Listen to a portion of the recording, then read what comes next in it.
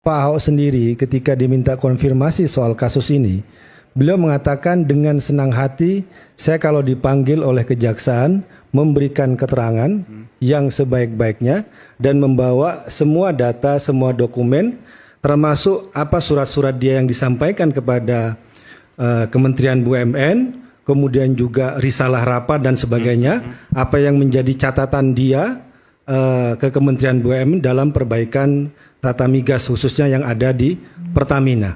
Karena memang kita membaca akun-akun yang ada di X itu, padahal dalam posisi ini seharusnya orang yang paling bertanggung jawab adalah pertama adalah seorang direktur utama Pertamina. Kemudian komisaris utama tentu saja bertanggung jawab. Kemudian jangan lupa bahwa di situ juga ada Menteri BUMN. Tapi kenapa tiba-tiba semua diarahkan kepada Pak Ahok? Padahal kalau kita membaca rekam jejak, ya, Pak Ahok ketika pada tahun 2020 mulai diangkat sebagai komisaris utama Pertamina sudah mulai dengan gebrakan-gebrakan yang heboh pada waktu itu sampai ada anggota DPR RI yang minta Pak Ahok dipecat sebagai komisaris utama Pertamina.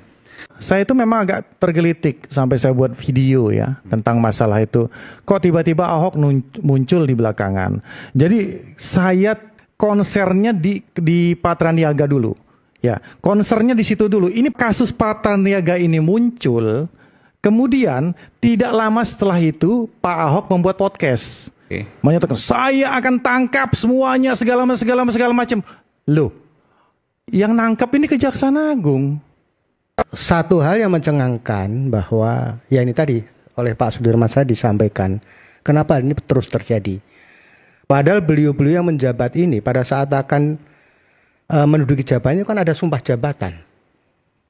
Apa mereka itu lupa? Apa mereka tidak sadar? Dan di sini kalau pertama yang dimunculkan itu kerugian negara 193,7 triliun. Cuman kalau orang sampai mempertanyakan itu, jangan dianggap sebagai sekedar benci sama Ahok. Mungkin juga benci, tapi paling tidak kan begini. Ahok itu menempati posisi sebagai komisaris utama Pertamina 2019, betul? 2018 ya? 2020, 2019, lupa saya. 2018, 2019 sampai 2023, ya. Korupsinya yang lagi kita bicarakan itu berlangsungnya 2018 sampai 2023. Saya ingin menggunakan common sense orang aja.